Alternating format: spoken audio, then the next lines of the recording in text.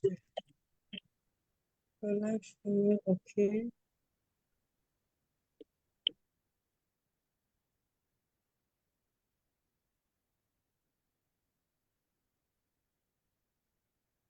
Good evening, Bhante and all Kalyanamita, Namo Buddhaya and Sukhi Hontu. I'm Aliana and welcome to Ti-Ratana Vihara Friday Sutta discussion by Bhante Dr. Gangodawila Chandima. Today is the day 159 of this series of Sutta discussion, the 11th class of Satipaṭṭhāna Sutta with topic Dhammānupassanā, the 5 hindrances, the exercise 32 in Satipaṭṭhāna practices.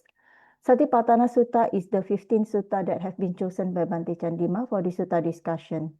In previous classes, Bhante has discussed about Mangala Sutta, Ratana Sutta, Metta Sutta, Sigalowada Sutta, Dhammacakkappavattana Sutta, Sabbasawa Sutta, Pattakama Sutta, Patama Samajivi Sutta, Alawaka Sutta, Dajaga Sutta, Girimananda Sutta, Chulakama Vimbanga Sutta, Chunda Sutta, and Diga Janu Sutta, which Bhante has elaborated those sutta in depth.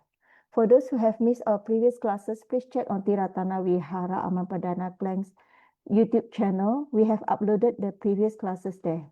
We are always welcoming newcomers, therefore, please share around about this class to other friends and family members so that whoever that wish to join the class via Zoom, where we can engage directly with Bhante, can contact the Vihara administrator, or you can join the class from Ti-Ratana Vihara Facebook channel, where we broadcast the Sutta class live on every Friday evening from 8:30 till 10 p.m. Kuala Lumpur time. Now let me introduce to you about our speaker, Bhante Dr. Gangodawila Chandima, who is the Associate Editor of the Journal of International Buddhist Studies, or JIBS, which is published by the Buddhist Research Institute of Mahachulalongkorn Raja Vidyalaya University in Thailand. Bhante was previously a research fellow at the Center for Studies in Religion and Society, or CSRS, at University of Victoria, Canada. Bhante Dr. Chandima was also Theravada Buddhist chaplain at the University of British Columbia in Vancouver, Canada from year 2012 till 2016. Recently, Bhante has joined Ateneo de Manila University in Philippines as Assistant Professor of Buddhist Philosophy. Bhante is also the senior advisor to Patisotta, a virtual Dhamma organization that hosts a weekly online Pali reading class, Sutta discussion, Dhamma talks, and a variety of other Dhamma activities. His Dhamma works can be accessed at www.patisotta.blogspot.com, and we also can follow Bhante's at Patisotta Facebook account.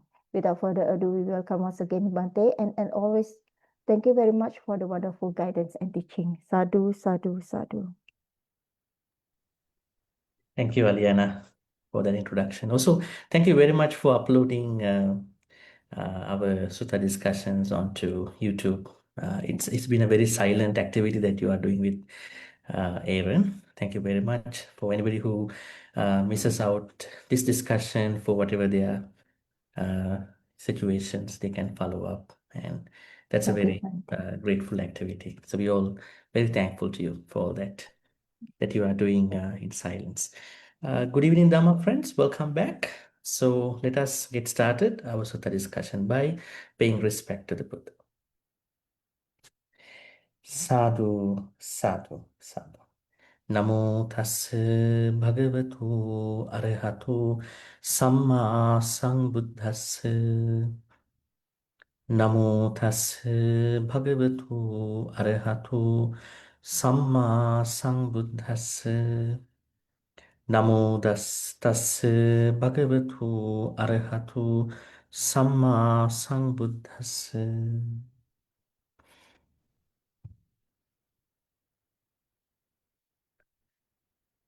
Today is Sutta discussion day 159. We have almost come down to the Dhammānupassanā, right? And out of the 36 Satipaṭṭhāna practices, we have covered by today 31 practices, right? Maybe I can make a question at the beginning before we jump into the fourth Satipaṭṭhāna section. I mean the fourth Satipaṭṭhāna category. Can we think about the previous Satipaṭṭhāna exercises and how they can relate to us so far? First, we discuss about Kayanupassana.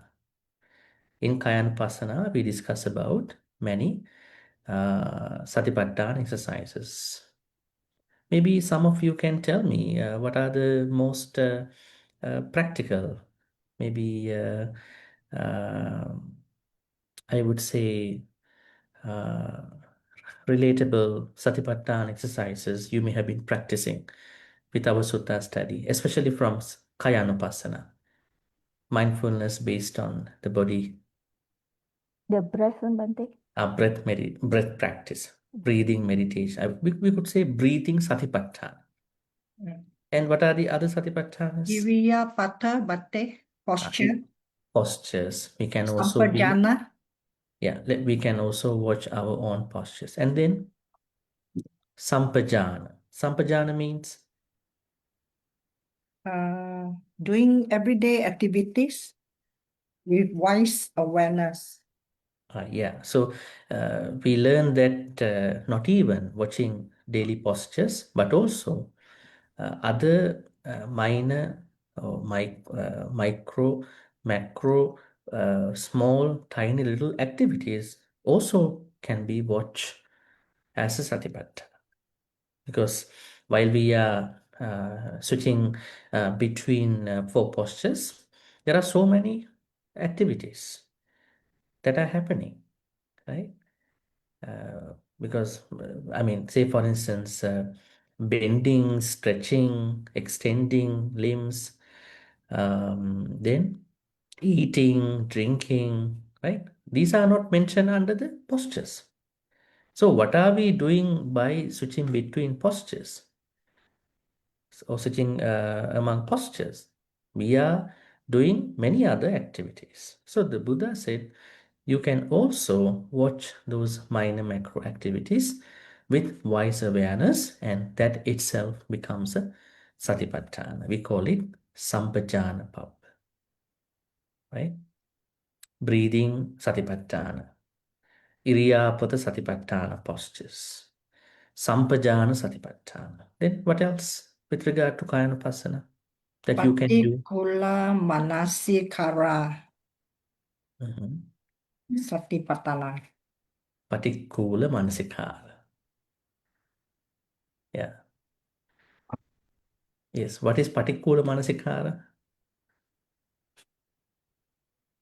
You don't have to look at the text, huh? Don't look at the notes. Now things have to come to your mind, you know. This is what we learn in this, because we are spending hour and a half in this class, right? Every Friday. The Patikula 32 parts, Manasikara means being the able to 32 parts of the body, 30, 32 parts, 31 parts of the body. 31 parts of the body should be understood, in a way how to take care of the body, at the same time being able to understand the true nature of those 31 body parts, right? There are a lot of opportunities which we go through every day with regard to all that. Think about every week, every month, there are friends, or maybe you might complain, oh, I have a problem in my liver, I have a problem in my stomach, right? Then you come back to, oh, what are they talking about? Earlier, I thought that is you, that is me, but now I understand each one is carrying all these body parts. That means they can get sick very fast. So then that will help us not to over think about, or maybe over beautify, or maybe not to harm our body. Because normally when we understand the true nature of the what you call 31 body parts that help us to take care of the body on one side, on the other side, that will help us not to fantasize, not to over beautify, not to over indulge in the beautification, right? So then if we are not into harming our body, if we are not into over beautify, or maybe indulge or maybe obsess, compulsive in beautifying us.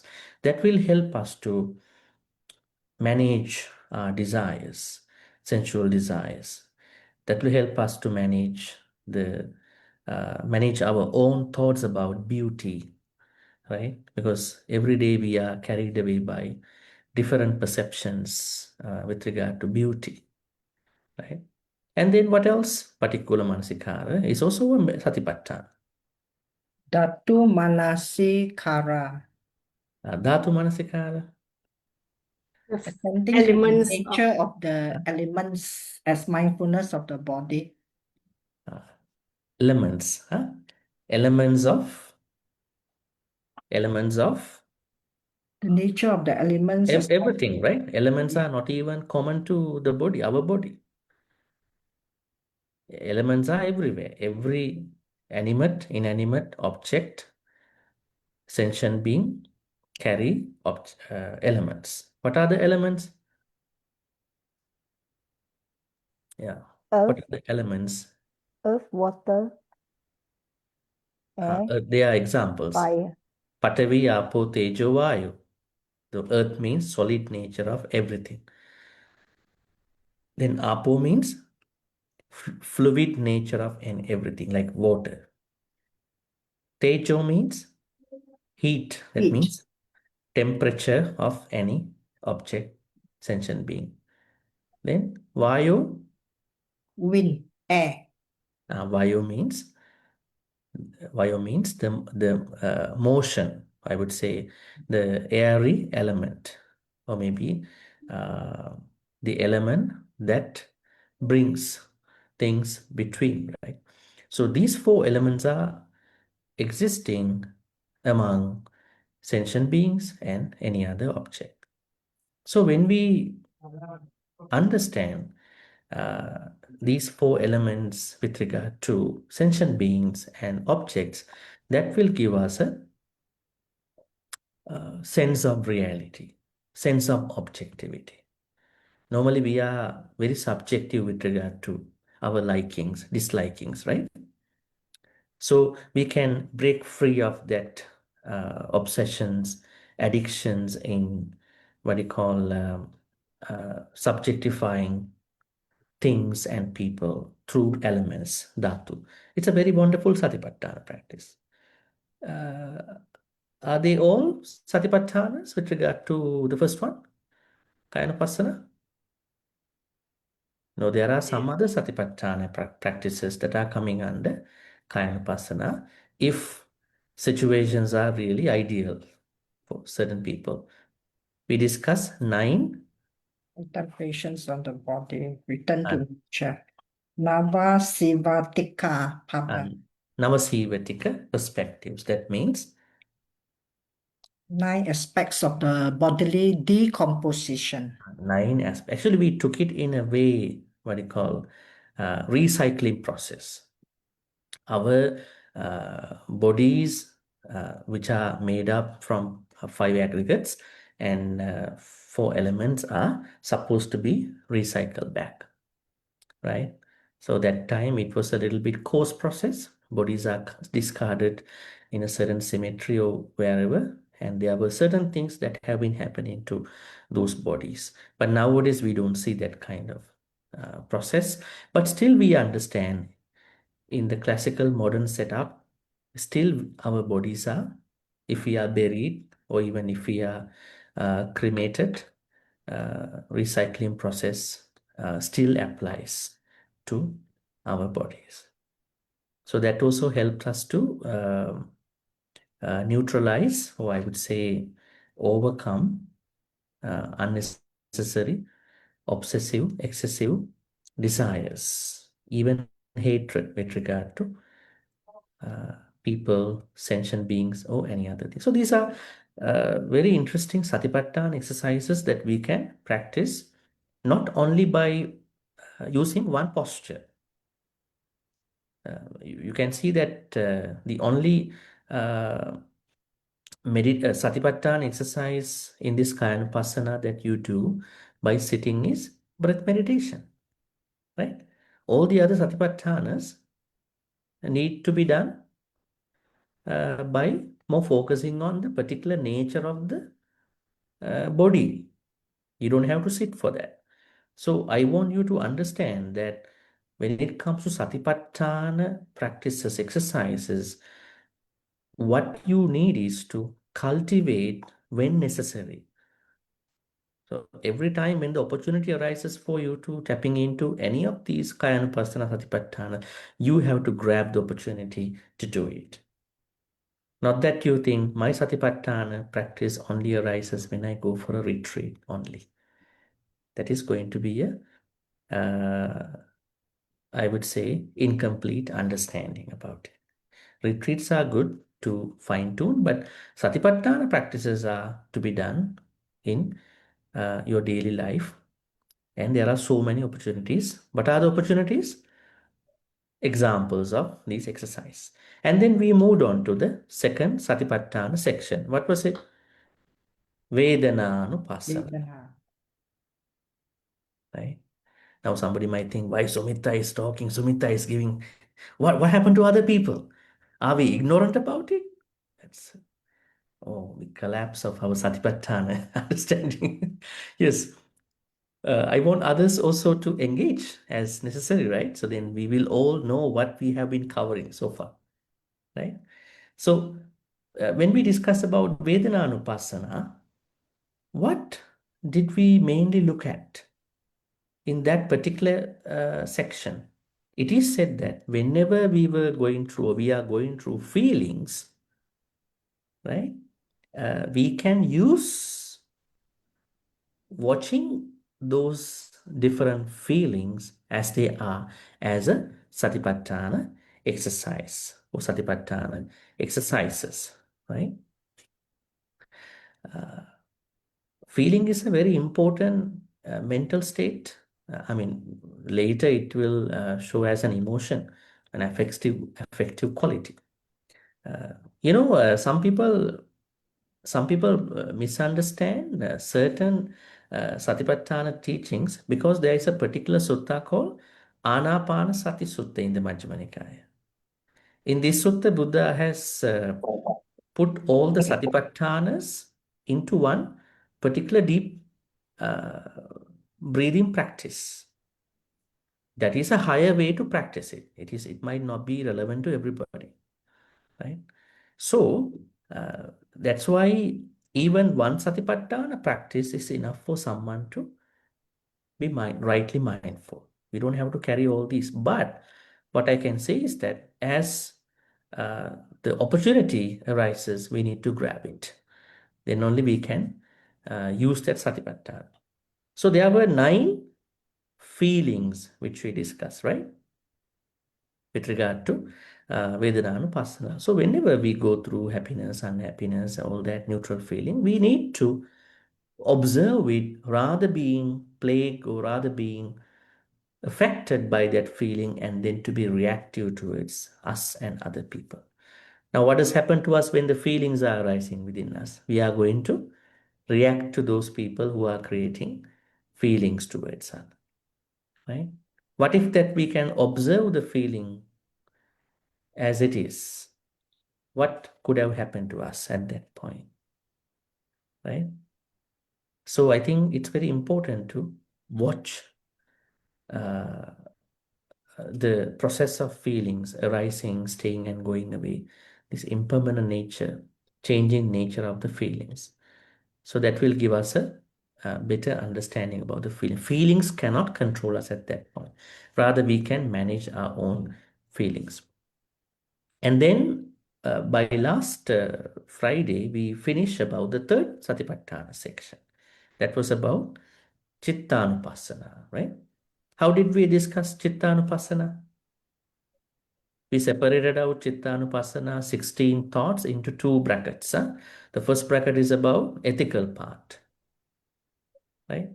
Ethical, emotional part of the thoughts, right? And the second bracket was about meditative thoughts. They are more coming out of meditation, jhanas and all that, right? So every time when we are going through a particular thought. It might be a loba thought, or maybe a generous thought, maybe angry thought, maybe a metta thought, maybe a wise thought. I mean, basically speaking, wise thought means being able to understand the impermanent nature, dukkha nature, and anatta nature of any phenomenon. If someone can see these three types of nature with regard to any phenomenon, then that kind of thought is wiser, right? So if we can observe any of these thoughts from the ethical point of view, that itself will become a Satipaṭṭhāna exercise. And also the rest of the 8 thoughts that are relevant to jhanas and also enlightenment. Okay, so I was trying to walk you through about what we have been discussing so far. And today we are moving on to Dhammānupassanā. So Dhammānupassanā, what does Dhamma mean here? Dhamma has many meanings, right? The Pali word Dhamma has many meanings. I think we already discussed that in some sutta classes long time ago. What is the basic meaning of Dhamma? Dhamma means? Doctrine. Nature, Doctrine. phenomena, Thought. mental states, Teaching, is it? Yeah, basic is teaching. Teaching. Dhamma Teaching means and teaching. the nature of thought. Yeah, so there are what you call secondary meanings. Now, when you say, okay, Dhamma talk, is it nature talk? no, It's teaching, not nature talk. Nature doctrine. talk. There are many people who are talking nature, right? It's about teachings of the Buddha. Now, today there's a Dhamma talk. We have to go and listen to this Dhamma talk. Right? There is Friday Ti-Ratana Sutta discussion. So we have to attend that online. We don't want to miss out on that. Right? So then there is more about teachings. And then what are the other meanings of Dhamma? Just like Nature. Melinda said, nature of anything, the true nature. We can say 2 years ago there was someone who was very healthy, but by today, by the end of 2025, we see that person is going through lots of health challenges, right? Why is this? The person was taking care of oneself very well, you know, and then everything went well, but why? And then finally, perhaps we may find out reasons like, okay, medicines were given properly, treatments were done properly. Not even medical treatments are important, but also nursing is also very important, right? Sometimes there are people who are treated very well, but then the aftercare has become a matter of concern. Anyways, but we understand that nature, aging, some other situations, they all have taught us the nature of our life. Now think about our first sutta discussion, long time ago. Almost it's going to be 3 years now. And if you look at your, what do you call, we have all the recordings, Aliana, right? Think about if you go back to our what do you call, the first recording, first video recording of the first sutta discussion. I don't think you will say that I was so young at that time, looking at the video, right? But when you look at it, you will see that there is some difference, right? Looking at today and that time, right? And how do we understand the changes, right? Can I accept my aging while I'm taking care of myself, right? So all these are regarding the nature, right? So the true nature is another secondary meaning of Dhamma. And then another meaning is Phenomena. phenomenon or phenomena. Actually, it's about what we are discussing today. Now, Dhammānupassanā means what do you call? thoughts or mental phenomena. Because normally we don't take Dhamma to be thoughts exactly in this Satipaṭṭhāna context, because Buddha uses the Pali word chitta in the third section. But when we discuss about the six, what do you call, six sense faculties and then their objects, we find out Mano Dhamma. Dhamma is thoughts. But here, when you say Dhamma, Dhamma includes all the mental phenomena, management, prevention, and all these things. So, Dhamma, in the larger, broader sense, means mental phenomena, whatever the things that are happening to our mental states. Are there any other meaning about Dhamma? Law of nature, Bhante. We discussed that, the nature, right? Yeah. Cosmic law. Oh, cosmic law. Yeah. Cosmic law is also taken as Dhamma. What are the cosmic laws we know? Law of gravity, Law of gravity. season, Okay. some of the BJ, the seeds, Okay. Germination. germination. Germination. Karma. Kamma is also one of the Dhamma, right? Yes. Yeah. But normally when we discuss about laws, niyamas, according to Abhidhamma Pitaka, Kamma was taken separately. But Kamma is one of the laws. And what else? Natural disasters sometime, weather conditions. Then, and what is happening in our mind also can be regarded as a law. I mean, you can see that good people can become evil in a moment of time, right? Even vice versa. So, anything that is cosmically, that is very cosmic according to our understanding, can be also used as Dhamma. So Dhamma, Pali word Dhamma has many meanings. So we have to properly understand what kind of Dhamma are we talking at this point. Okay. So in the Dhammānupassana, what the Buddha is trying to tell us is that every time when you go through certain what you call realities with regard to your life, truth, realities, or maybe different mental phenomena situations, you can watch those realities as they are with regard to their arising, staying, and going away. Now, the Buddha starts Dhammānupassana with 5 hindrances. That is how Buddha starts teaching what you call Dhammānupassana. Can we go and read this part? Dhammānupassana, 5 hindrances, and this is exactly exercise 32. These are 5 hindrances, we know them basically. Can we read this part?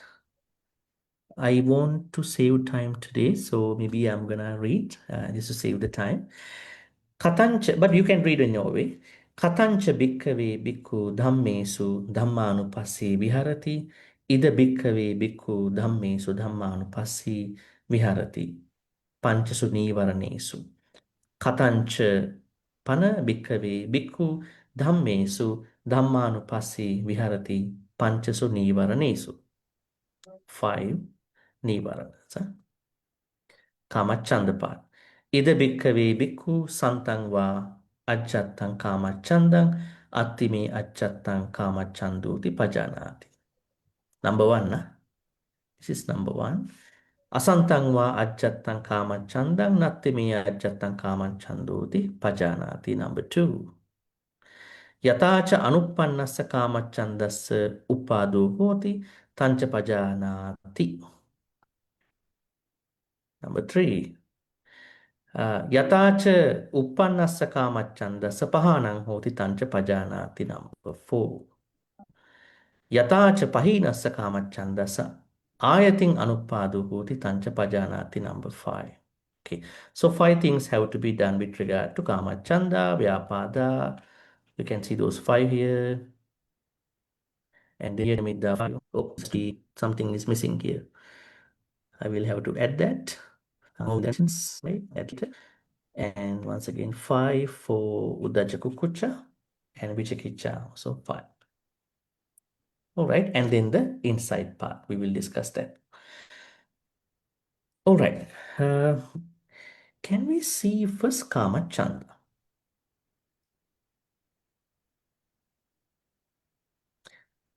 Okay, here bhikkhus or bhikkhu understands sense desire that is present internally as there is sense desire in me. And sense desire, that means knowing the presence of sense desire, Kama Chanda. And sense desire that is absent internally as there is no sense desire in me, knowing the absence of sense desire. She understands how unarisen sense desire arises, knowing the conditions for the arising of unarisen sense desire. Number 3, how arisen sense desire is abandoned. Number 4, knowing the conditions for abandoning arisen sense desire. And how abandoned sense desire does not arise again in the future, knowing the conditions for non-arising in the future. Now, you might be confused about Kama Chanda in the first place. Can we discuss Kama Chanda? Kama Chanda refers to attraction toward pleasant sense objects, sights, sounds, smells, tastes, and touches.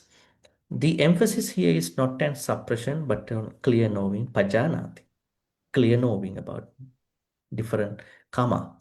The practitioner observes desire across three temporal dimensions: its presence, absence, and the conditions that give rise to it. These are the very important parts of karma experience. And the conditions that prevent its future realizing. Through this careful discernment, desire is transformed from a compelling and often unconscious force into a clearly understood mental phenomenon. In this slide, Kama Chanda can better include obsessive or compulsive forms of sensual desire when attraction becomes repetitive, intrusive, and difficult to disengage from without insight. Further info here. Okay. Sensual desire becomes a hindrance when it turns into grasping and clinging. It's one word, upadana. It may involve wanting something harmful, inappropriate, simply unhelpful in the present moment. Some desires are healthy, such as the wish to eat, but even these become hindrances when they arise at the wrong time, like during meditation. Other desires, such as craving a cigarette, are harmful in themselves. In meditation, the issue is not desire as such, but whether it's supposed to obstruct clarity and mindfulness. Back to our text. May I know what is karma? Now, chanda. There are two words here: karma, chanda. Can we understand these two words first? I already with you about what is karma. Karma means sense desire. Sense desire. As lay people, because we are trying to relate this to you, right? We are not talking about monks and nuns. Huh? They are all good. Huh? Don't worry about them. Let them practice the way they want. We are talking about lay people here. So then how can this apply to your life? So as lay people, what should be your thought which you think that the Buddha gave to you with regard to experiencing karma? Are you supposed to experiencing karma, or are you not supposed to experience karma? Or if so, how to look at karma as a layperson? Try to restrain, Bhante. Don't look into the detailed feature. Look and then just let go, seeing as seeing. Restrain. Okay. Mhm. Bhante, we can have sense desire, but no clinging, no overindulgence. Okay. Restrain and then overindulge. Karma is okay, but overindulgence could be the problem. And what are the other?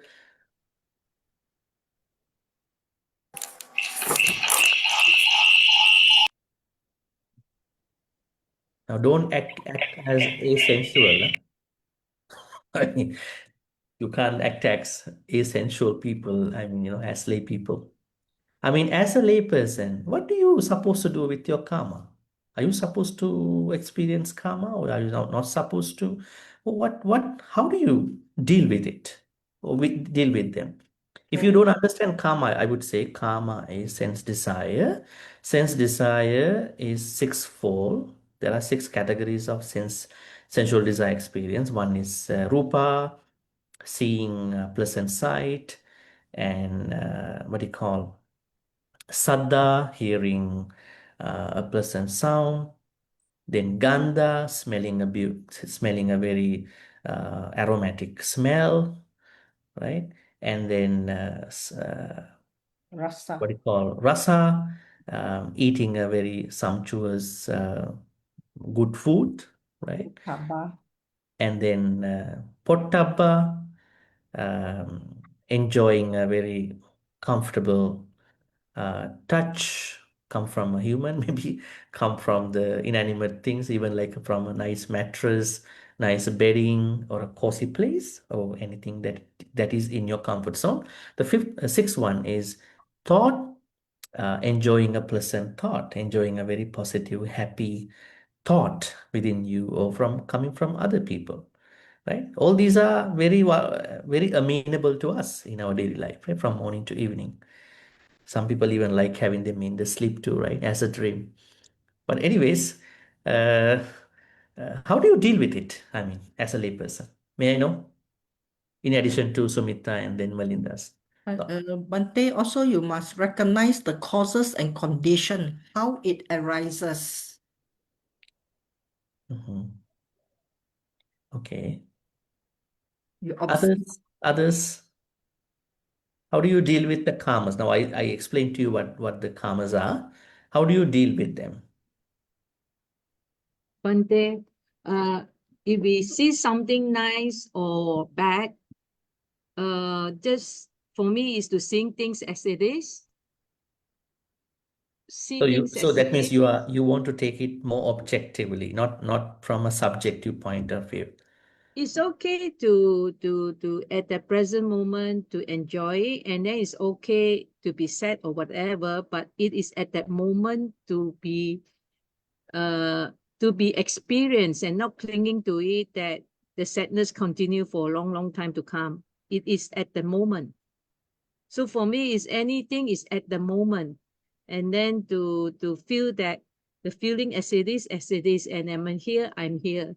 So I don't want to think of I'm over there or where I'm going and all that. It's the present moment, the So experience of the present moment. according to you, the bottom line is that whatever pleasant, unpleasant situations are only treated as a momentary That moment. experience, and you don't carry forward anything. Is that what you are saying? And yeah, I see things as it is at that moment, at that time. Okay, So then if I what do you? enjoy, if I'm there, I rejoice, and it's that moment. You Okay, know, how do you carry memories? Do you have memories about pleasant times, pleasant yeah, experiences? that is in the thoughts of the memory of the past.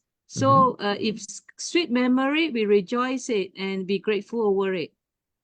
Be very thankful of the person or grateful of, my parents and all that. Is a memory. So that has given me an experience that enriched my life of who I am now. Okay. I don't know. Seems to So be you are I a always pretty, feel as it is. yeah, Yeah. yeah. Seems like you are a very pretty manageable person about karma, right? Managing your karmas. And karmas don't manage us. The way how you explain that. It's a very good level of this managing experience. Normally, karmas manage us, ordinary people. Ordinary Yeah. people are managed by karmas, not they manage their karmas. But that is the ideal state. I mean, if we can manage our own karmas. Okay, that is a very interesting way to deal with the karmas. I think you might be handling them differently. I mean, now Savita said in a different way, and then Melinda, and then Hema. And what are the other ways of handling your calm experiences? Sight, sound, smell, taste, touch, and thought. One day, it's just I'm curious. Last 2 days, suddenly the thought of what if I don't have the sight? I'm blind and I can't see. You know, it just came to my mind, and I was so grateful of, you know, been with my sisters around. Just lately, we celebrate the 80th birthday. It just came to my mind, what if I didn't have the sight? It just came. Then Yeah. it made me feel so grateful of the pair of the eye that I have. I Yeah, don't that's know. I that, don't know why. no, It made me that's a realize. no, that's a very grateful thought with regard to how you need to deal with your sight. I Yeah, mean, this could be a reminder. I mean, for you to continue managing your karmas. I mean, I think people don't come to this point until they lose something in their life. Think about if someone has some issues with regard to eyes one day, and then only that person understands that how important are my eyes and what I should have done before this happens to me. So I think, yeah, so that is a very good positive reminder for thank us you, Bhante. to manage our sights at that point, right? Now, when we hear certain incidents from other people, think about when someone is getting very old, tasty buds are not sometimes working, right? And you know, people who are making food for some elderly people, they have a lot of, they go through a lot of problems. Mom says, food are not tasty, but food is tasty, but she cannot feel it, right? And then we understand how to practice patience and how important is to taste the taste before it becomes a problem, right? I mean, in a pretty manageable way, right? So I think it's something like a reminder for us to uh, appreciate and then to take care about our senses, especially those karma experiences. Any other thoughts about karma experiences that you go through? Oh, there's one here. Not to get frustrated when don't get the desirable things. Yes. The Buddha has said this is a dukkha in the Dhammacakkappavattana Sutta as well. Yam pichang nalabati tampi dukkhang. So how to, I mean, how to, this is one aspect of karma experience, right?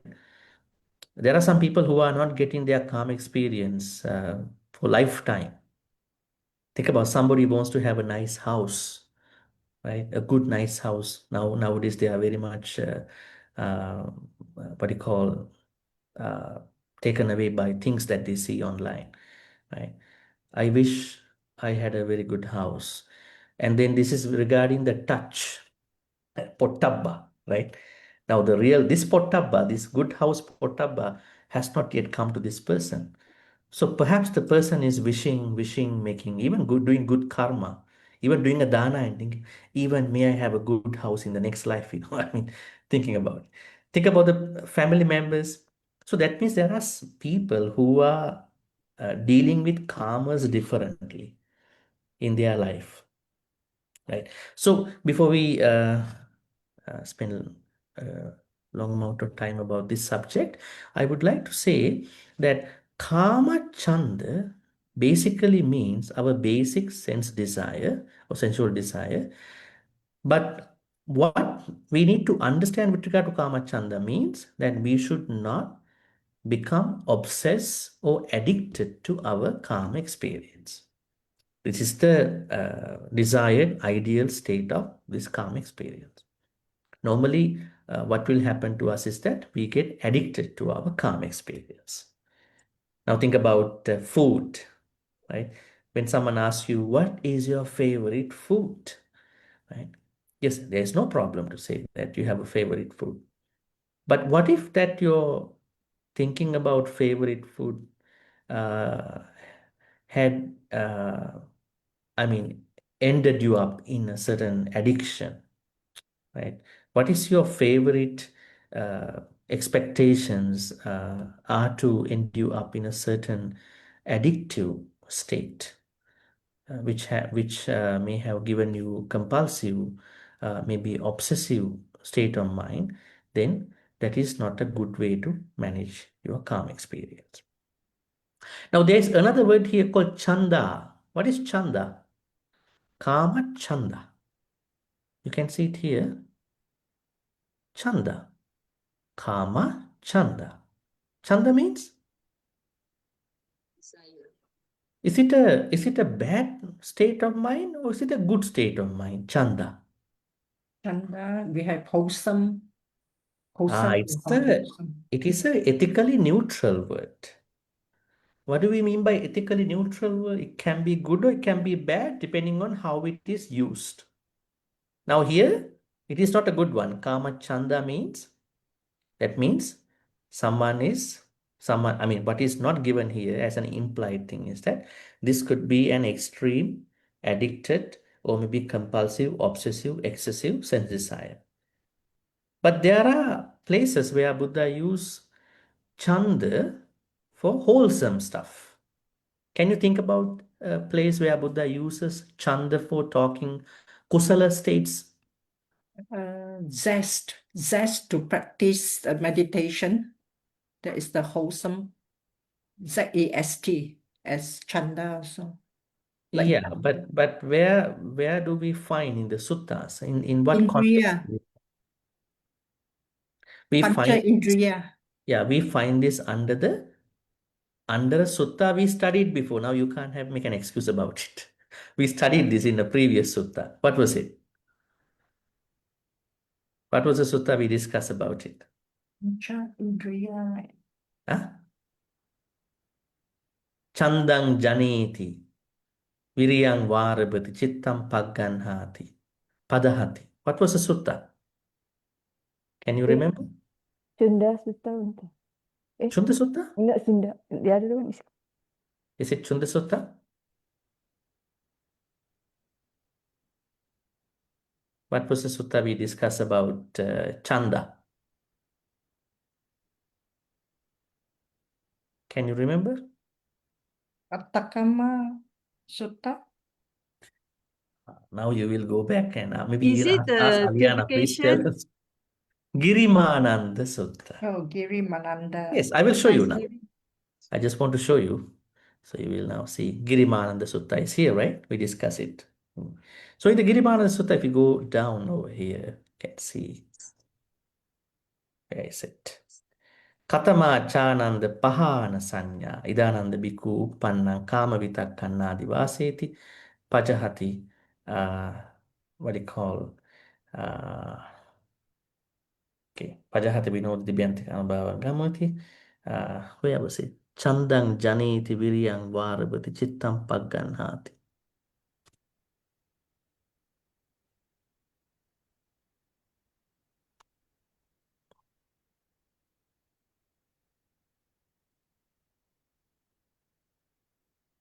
Bhante, you passed it. Is Where is it? you passed it. You passed it. Further up, Bhante. You saw it? Oh no, that's No, Chananda. this is not the place. Again, we discuss it under what sutta was that? Chandang janeti viryang varabati chittam pagganhati. It should be either in the Alavaka Sutta or Chunda Sutta. But here, Girimananda Sutta has some of the ideas about Chanda. So Chanda here means, in this Kusala context, means to create healthy desire about it. So,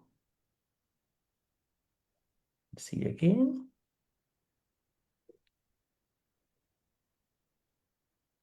We have to look at it. Okay, maybe we will find out at a different time. So Chanda is ethically neutral. So Kama Chanda here means this is not always positive. That means this has an akusala nature. That means when the karma is not what do you call managed, then karma can give us a hard time. Definitely, right? So now the Buddha is asking here, that we need to do 5 things with regard to karma, especially kama chanda. Number 1 is that attime ajjattam kama chandoti pajanati. Atti means have. Ajjattam internally means I have it within myself.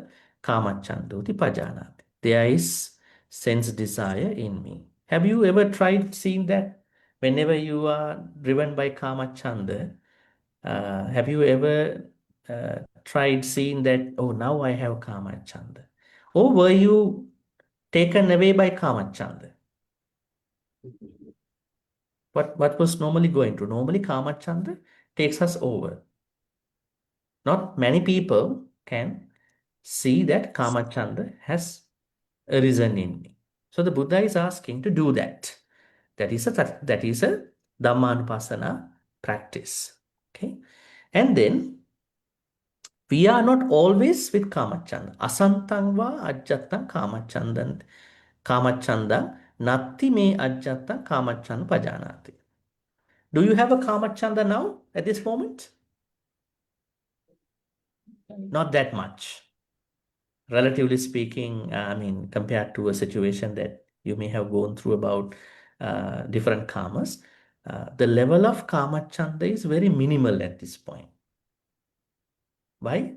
You have come to learn the Buddha's teachings, where Buddha is talking to overcome kamachanda, overcome unnecessary excessive karma experiences. So the Buddha is asking, whenever you don't have kamachanda, I mean, you might not have it completely. You may have it depending on the degree.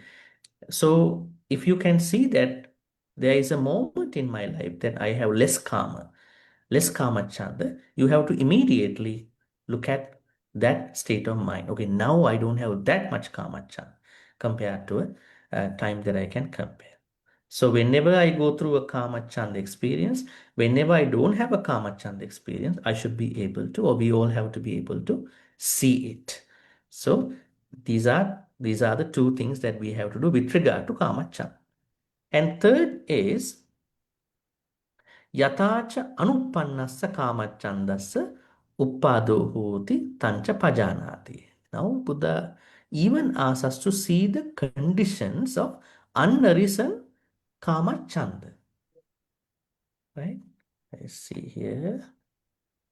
Yatacha anuppannassa kamachandassa uppado hoti tancha pajanati. She understands how unarisen sense desire arises.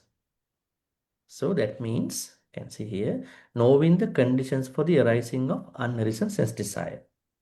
What could be the conditions for a sense desire kama chanda that did not start yet, even that could come, that could take place in a moment of time?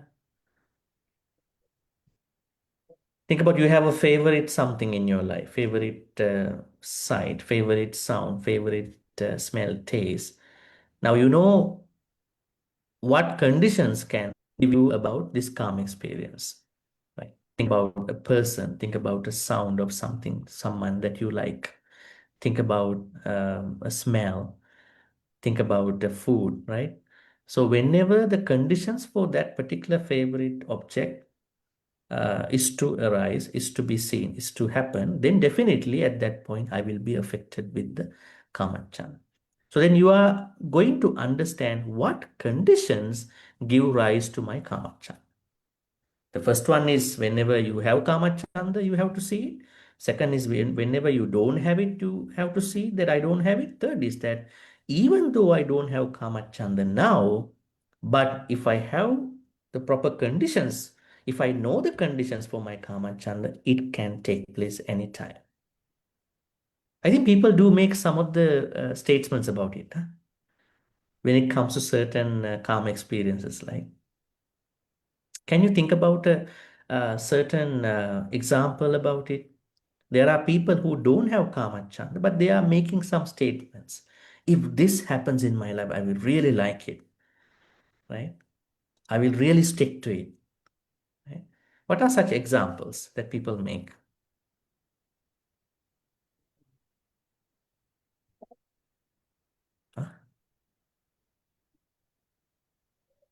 If there's a movie coming from a certain actress I like, I will definitely go and see it. And I know that these conditions will definitely cause me to be in that sense experience. If that singer is to come to my town, I definitely will go and stick to that performance.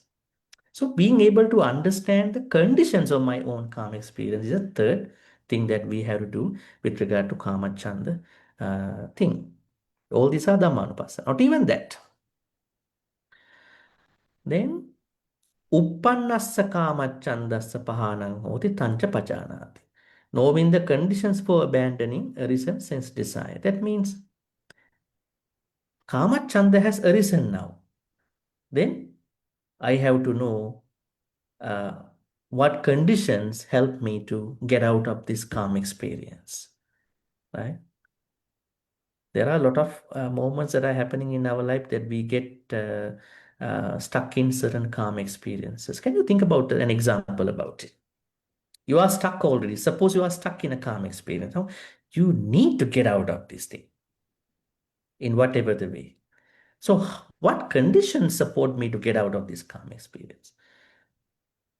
What kind of example can we think about it? You need so many. Can we say awareness? Awareness or No, mindfulness? yes, definitely we have to. We have to use wise attention, all that. But I'm asking, can you think about an example of someone who is stuck in a certain calm experience? Now, trying to understand the conditions of why I was stuck in here, right? That way, many people will understand it. When a person fall ill suddenly, Mhm. Mm. Is it a calm experience?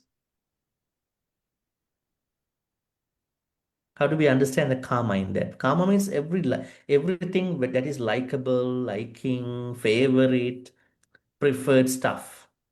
Now I'm saying that, according to Buddha here, someone, uh, along with whatever the karma is stuck in a certain experience. You can say someone has fallen ill, sick because of a karma experience. Huh? I think that's a good way to look at it. Now think about someone has been not managing one's diet, or maybe eating habits, right, for the last 10 to 20 years, and now uh, fallen sick, maybe chronically. At least the Bhante, person to get out of that particular thing now. How? Yes, Kim. Is it no, craving? Yeah. I mean, I was trying to ask different examples so people will understand here. Not that how to get out of. Definitely, how to get out of this thing is to be able to see the conditions that cause me or that person to get stuck in that. Conditions have to be watched. Bhante, how about the childhood pain or abuse? Childhood. Oh, They stuck in not the calm. the pain. Yeah, childhood. The child, then when they grow as an adult, they brought along this of childhood pain. Or it's Yeah. already blocked inside them. Well, Emotion. the thing is that is more about Vedana-nupassana and Chitta-nupassana. Now here what we see is that Kamachanda, now we can discuss it as a ill will, Vyapada experience later on. Oh, yeah. But here, whatever the experiences we are talking should be likable, pleasant experiences. Okay. Bhante, what about one who likes to go shopping every weekend? Suddenly into group close even more. Is that not this shop? That's a good, because the person was on shopping spree. I mean, Yeah. unmindfully shopping. I mean, at the time, maybe she doesn't know. Maybe she knows that there are a lot of stuff in my wardrobe. Buying. Just because I see something likable, I buy. Yeah? Finally, maybe this could get the person stuck with regard to paying back, maybe using credit cards and all that. On the other hand, the person also feel embarrassed at a certain point. I mean, now we are looking at how can someone get stuck in a karma experience, beautiful experience, and the person should see the conditions, what made me get stuck in that karma experience. This is what the Buddha said here. And yes, another one here, addicted to social media. Yes, that is a very good observation.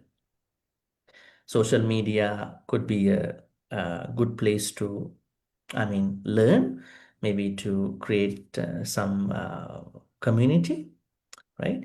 But the problem is, what if someone doesn't understand the boundary? Where is my social media boundary? Am I taken away by social media? Am I a person who's always checking, refreshing, swiping up and down, right to left to right, right? Am I that person? Do I want to check my phone all the time? Should I? That means social media has eaten me up, right? Social media has made me into a cage, right? Then I have become, I'm going through a safari experience. Huh? Earlier, people went and see animals in cages, but now they are caged. Social media is very free, right? People have been caged, right? So the thing is that, yes, initially it was a pleasant experience, but now it has made them stuck in their life. So then social media is good, but we should have known our boundary. Nice. Now here Chanda is asking us to see the conditions with regard to those sense desires that have already arisen, and whenever we see the conditions that made us to be stuck in the sense desires, that is a way of practicing Dhammānupassanā. Fifth one is, and how abandoned sense desire does not arise again in the future. That's an interesting claim. Knowing the conditions for non-arising in the future.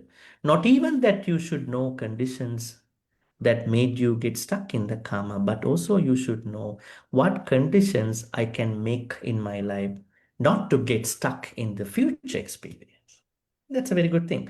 Now think about the shopping problem. I think nobody says shopping is a problem, right? Everybody says shopping is a fun thing, go and then buy stuff, enjoy, right? But the thing is, what is the place that it can become a problem? And social media, right? Or any other things that we do. So the Buddha is telling us to see the conditions, or create conditions with regard to mindful consumption of karma. Karma is not bad. We can't demonize it. Buddha also never demonize about it. Karmas are things that layperson has to enjoy, but layperson should understand how to create better causes and conditions with regard to karmas, so that let layperson not get stuck in that karma experience. Can you think about an example of how someone creates a cause and a condition with regard to not ending up in a bad karma experience? I think we discussed, Sumita said restraining, that is one thing. Second thing is that being able to calm in our life. There are so many important things out of all these activities and conditions with regard to karma is consumption. That's the most important thing, right? How to mindfully consume karmas. Then we know how much we should enjoy and where we should stop. Okay, because we have to discuss the rest of the nivaranas too. So that is what the Buddha is talking here with regard to karma chanda. So can we see again, knowing the presence of sense desire, knowing the absence, knowing the conditions for the arising of unarisen sense desire, knowing the conditions for abandoning arisen sense desire, and fifth, knowing the conditions for non-arising in the future. Such karmas. Vyapada, we go to Vyapada. Vyapada means ill will. It is the same thing. I don't have to repeat again because all these phrases are same. The difference is the particular nivarana. Before that, I think we have to separate out something before we proceed with Vyapada. May I know what is nivarana? What does nivarana mean, basically? Because This Pali word called Nivarana, hindrances, are mentioned in many suttas. What does Nivarana mean? Nivarana means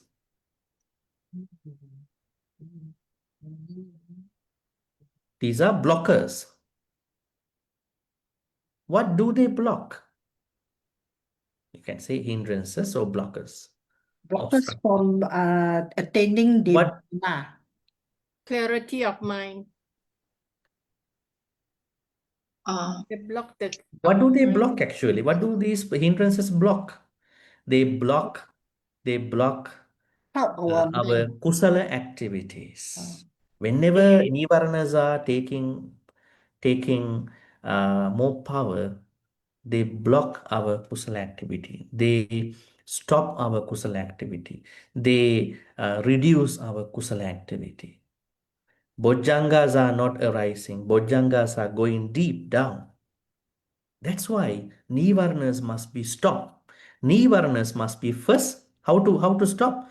We cannot stop them without watching them. First, we have to understand what Nivarana blocks me. Now we know Kamachan block me. How it Kamachan create my before it blocks. The second is Vyapada. Vyapada means ill will. How does ill will come from? Or where does ill will come from? Ill will means wishing someone suffering. Have you ever done it? You will never nod your head. You will not easily for other things. Yes, But Bhante. think about In the past. wishing suffering on other people. Easier said than doing, right? Now, normally we know how does the ill will come arise in our life? Why does it come? It is exactly because of what Aliana suggested here. Things don't happen the way we want. That is why ill will arises. Yam pichang lalapati tampi dukkha. Right? jealousy. Yeah. Jealousy also arises because things don't happen the way we want. Somebody has become more successful than us, right? If my wish happen in the proper way, I don't have to be worried about somebody else, right? So things don't happen the way we want all the time. Yam pichang, this is a dukkha. So people react to this dukkha with jealousy. People react to this dukkha with frustration.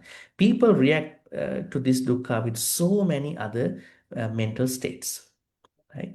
So Buddha said in the Karaniya Metta Sutta, Nanya Manyasa Dukkha Michaya. If you want to practice metta, you can recite the Metta Sutta all the time. You can say, I have metta for somebody, but the true metta arises by practicing what the Metta Sutta says. In the Metta Sutta says, Nanya Manya Naparu Paranni Kuppeta Nati Manyeta Katta Chinankanchi.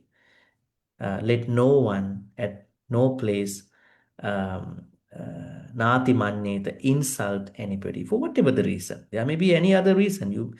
People make excuses to insult other people. Because you insulted me, I have to insult you. Right? That is not a Buddhist way to respond. That is I don't want to say their name. That is a different other religious way to respond to that. Right? Buddhists are not like, Buddhists are wise.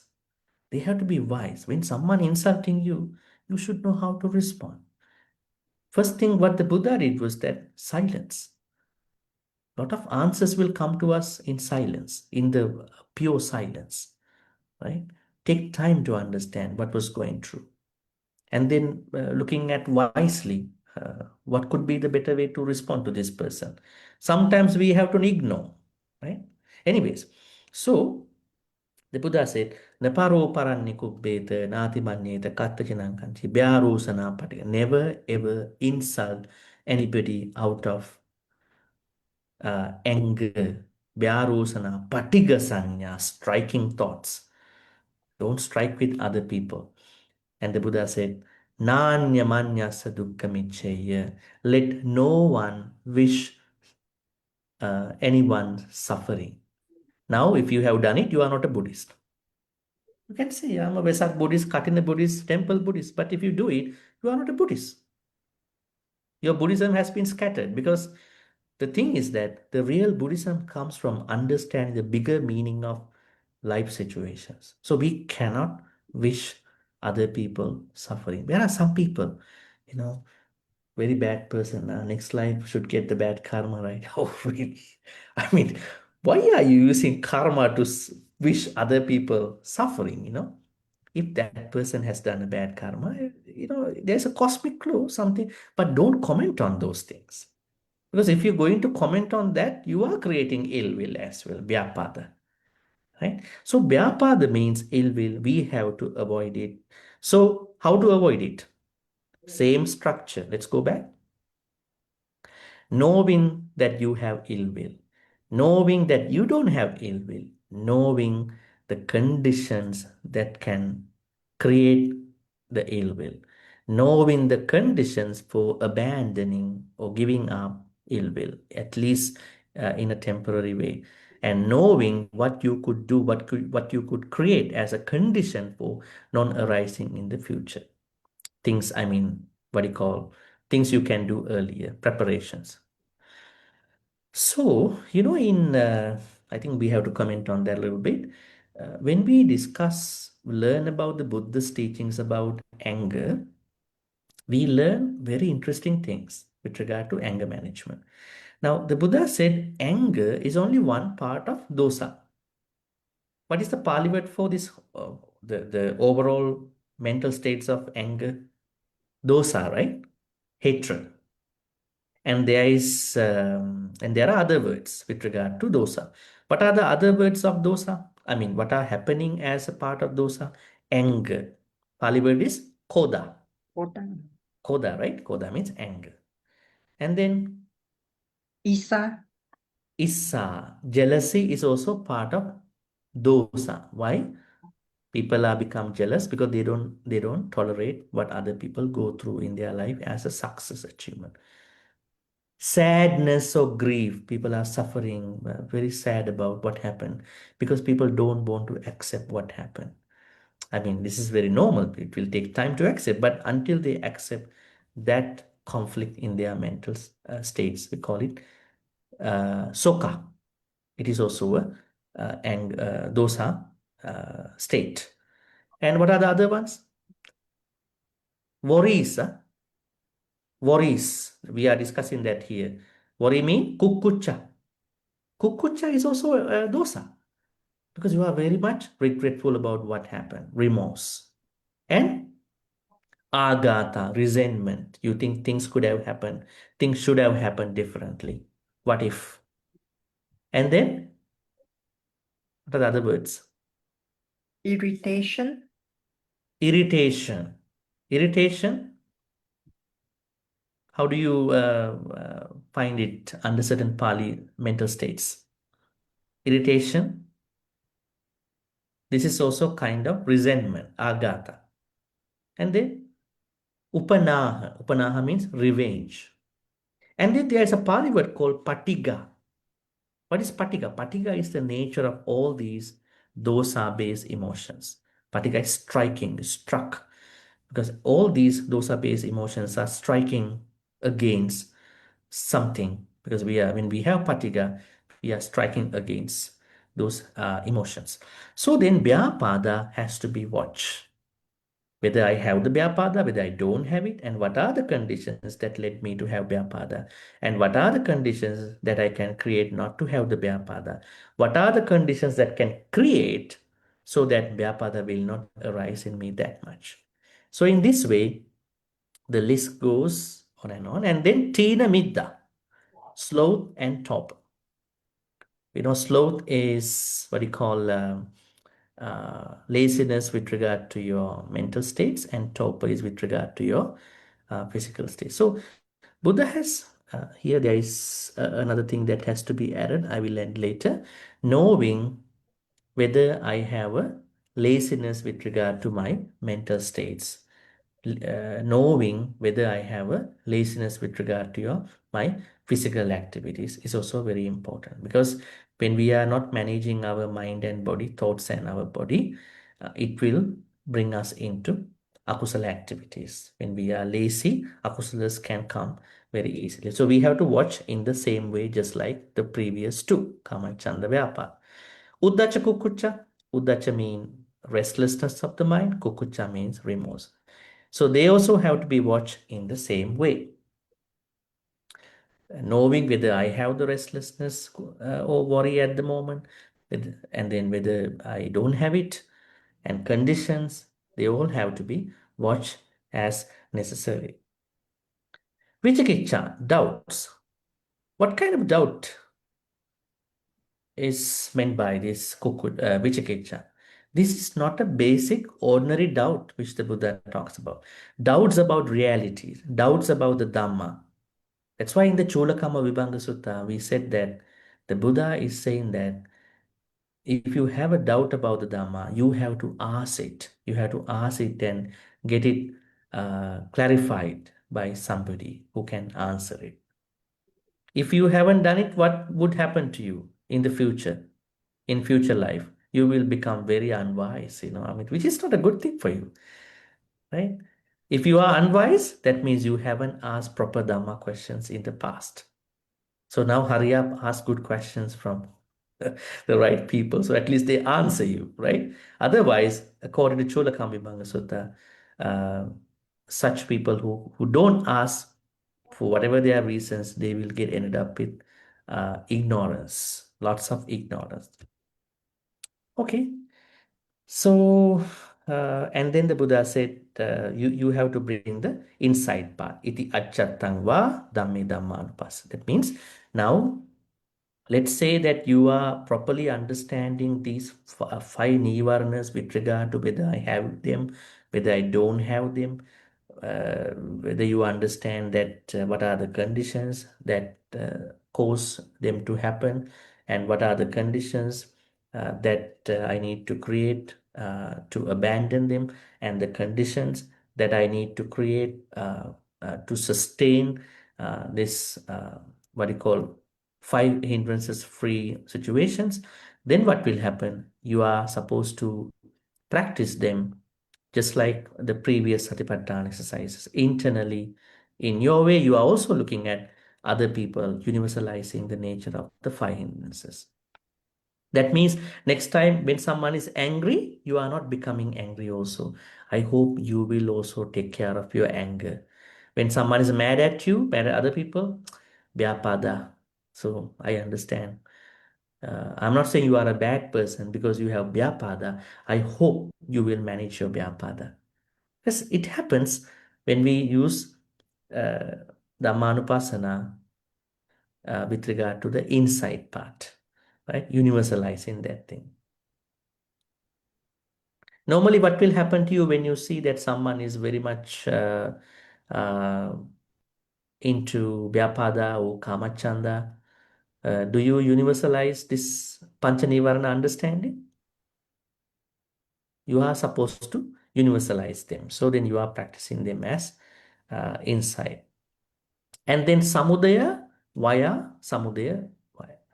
Why are these nivaranas coming to us? Because we are sentient beings in the samsara, right? If we are not in the samsara, these nivaranas are not coming to us and then affect us, give us a hard time in our life. So we have to understand that, why they are coming, why they are not coming, and the both.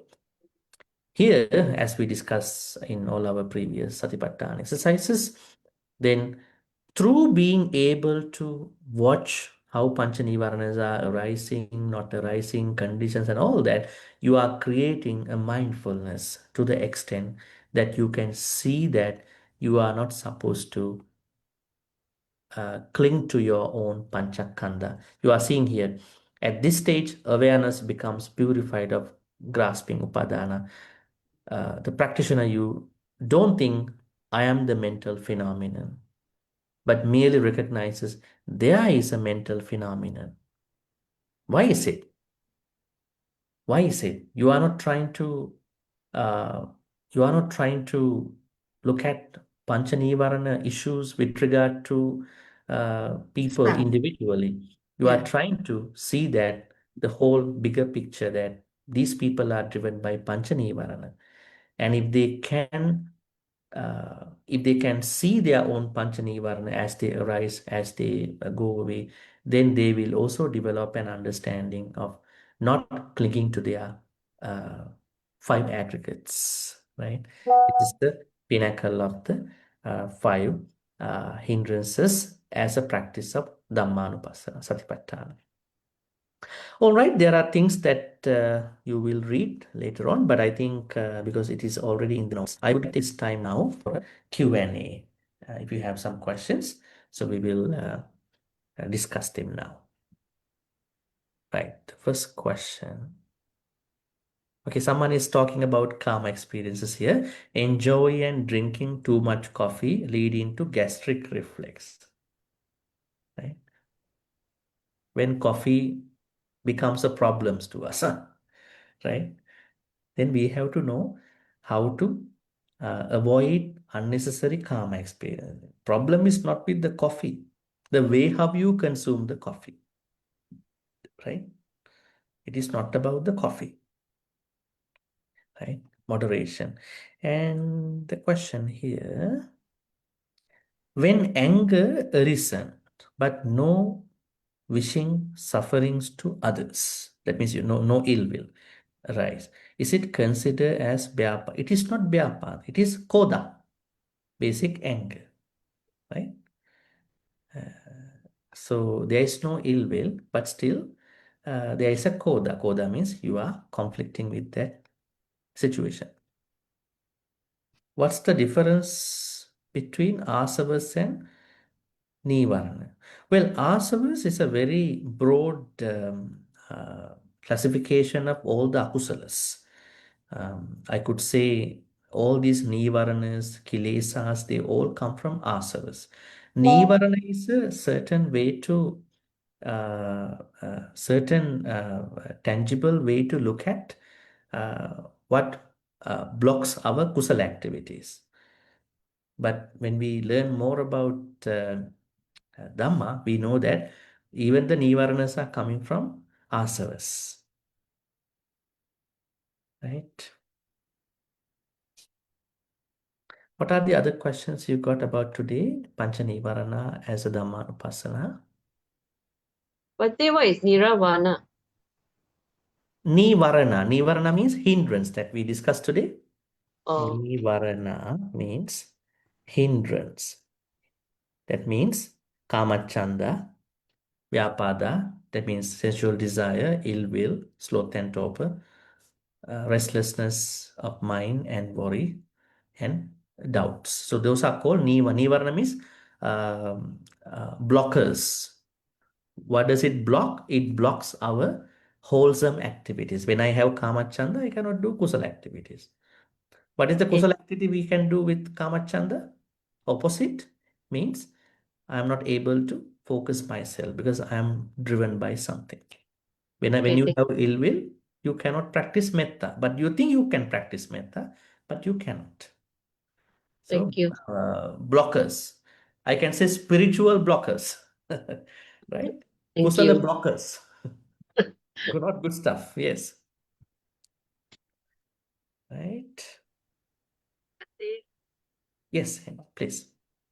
Bhante, can I understand these 5 hindrances is the foundation of really clearing the feathers also, like the sensory desire, ill will, and all that. I found there's some similarity to let go of the feathers.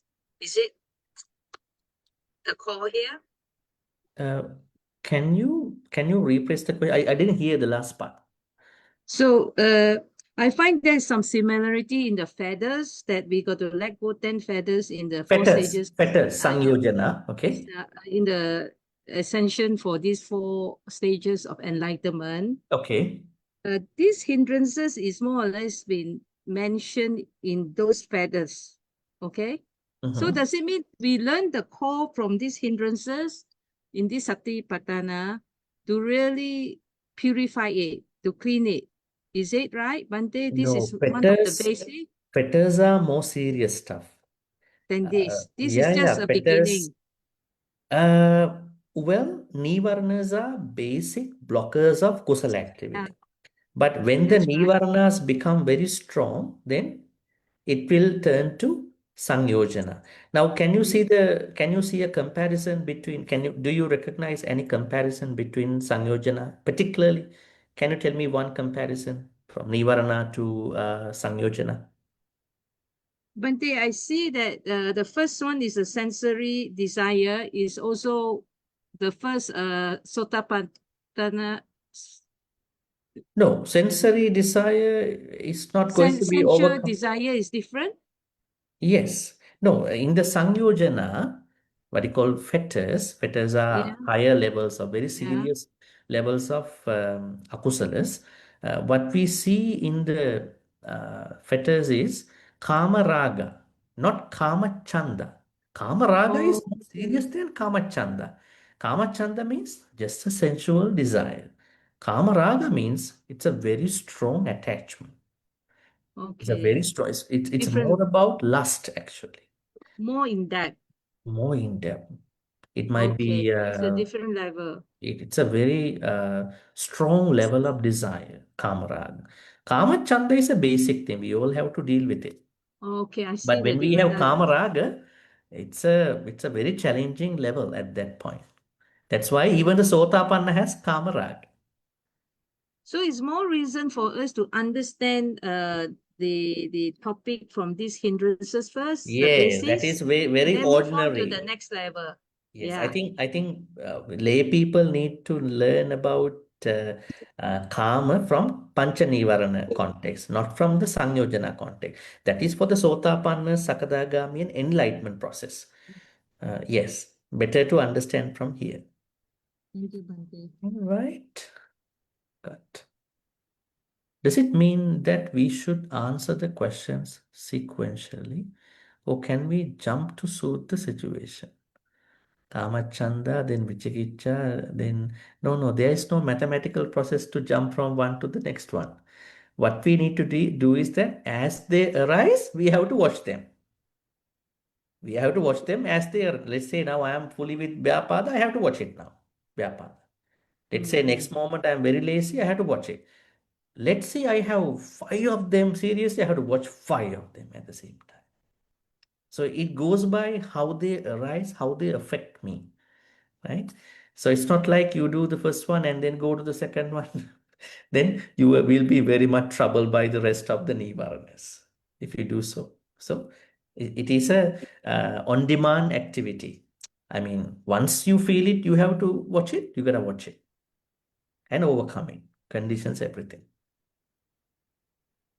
There's no sequence. It depends on how they arise, real time. All right, we can take another question if you got, and then we can transfer. We have any questions? Yes, Melissa. Bhante, how to know the conditions for the arising of the unarisen ill will or any how do we know? How Think of, do yes, think about ill will, wishing suffering for other people. You are very good now. I mean, you are very careful and you really have metta for other people. But lately you came to know a friend who is always swearing, throwing tantrums at other people, just for a small thing, some of the English words and all that. So now you might be little concerned about, will this affect me? Yes, I have to go for a coffee with this friend, talk with this friend. I'm going for their family activities. It might affect me. So you're thinking, will this be a condition for me to arise ill will, which I don't have it right now? I don't have it right now. I'm so good.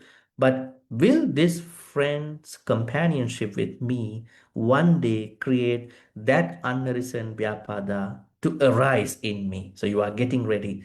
Prevention is better than cure, right? I mean, you are getting ready for this thing now. I cannot maybe stop associating. I will associate, but I know how to associate this friend with some boundaries in my experience. So that is one example to look at it. thank you for the explanation. Thank you. Clarified my doubts. Thank you. Bhante.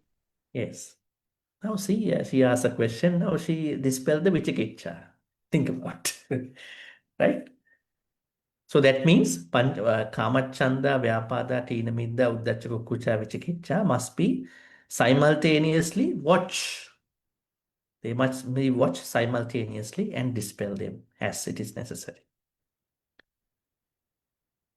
All right, so at this point, then if there are no questions, we are going to on to the transference of good karma. I want to tell you that we are going to discuss the second Dhammānupassanā in our next session. I hope that when we discuss now today we discuss about Pancha Nivarana. You know Pancha Nivarana, but you may have not known Pancha Nivarana in this way up to today. So then when you learn about this thing, try to watch it from tonight. When Kamachanda affects you, no, I have to see Kamachanda now. I think the most important thing is not even seeing this. What are the conditions that will cause my Kamachanda? Next time, what will cause me to have the Kamachanda? Now think about you are someone who is worrying about somebody, something all the time. But you know that worrying is not good, doing the necessary thing to break free the worry. At the same time, you are seeing how to avoid this worry next time, right? This way, we are supposed to look at the causes and conditions of this Pancha Nivarana too, just to be on the safe side of the practice. So that will be done by the Pancha Nivarana as a Dhammānupassanā. All right, so may all the good karmas we will be making today by learning about how to navigate Pancha Nivarana 5 hindrances as a Dhammānupassanā. May all these good karmas that we create through this be transferred to all the departed ones who passed away in the name of all of us. May they be well and happy. At the same time, may they attain the supreme bliss of Nibbana. Sadhu, sadhu, sadhu. Idang me ñāti nang hotu sukhita huntu ñātayo. Idang me ñāti nang hotu sukhita huntu ñātayo. Idang me ñāti nang hotu sukhita huntu ñātayo. May Deva, Naga, Mahindika receive all these good karmas. May they be well and happy. May they protect and bless all of you for good health, safety, happiness, and all the good things. May they also finally attain the supreme bliss of Nibbana. Sadhu, sadhu, sadhu. Ettavata cha amhehi sambatang punya sangpadang sabbe deva anumodantu sabbasang patti siddhya. Ettavata cha amhehi sambatang punya sangpadang sabbe bhuta anumodantu sabbasang patti siddhya. Ettavata cha amhehi sambatang punya sangpadang sabbe satta anumodantu sabbasang patti siddhya. Akasattha ca bummattha devanaga mahindika punyantang anumoditva chirang rakhang tusasanang. Akasattha ca bummattha devanaga mahindika punyantang anumoditva chirang rakhang tudesanang. Akasattha ca bummattha devanaga mahindika punyantang anumoditva chirang rakhang tumang parang chirang rakhang tutvan sadati. Next, we have our usual wish to be surrounded with Kalyana Mittas. And at the same time, we are wishing us maybe be able to be Kalyana Mittas to as many sentient beings as we meet in this sansaric life. Imina punya kammena mame bala samagamo satang samagamo hotu yava nibbana pattiya. Finally, may all the good karmas which we be making by learning how to navigate, how to watch Pancha Nivarana, 5 hindrances, the blockers of kusala activities as a part of Dhammānupassanā, be supportive and helpful for all of us to attain the supreme bliss of Nibbana. Sadhu, sadhu, sadhu. Abhivadana siddhissa niccang vaddha pacha Chattaru dhamma vaddhanti ayuvannu sukhang balang ayurarogya sampatti sagga sampatti mevacha ato nibbana sampatti iminati samicchatu. Sadhu, sadhu, sadhu. With those blessings, wishing you a pleasant good night till we see again. Thank you, everybody.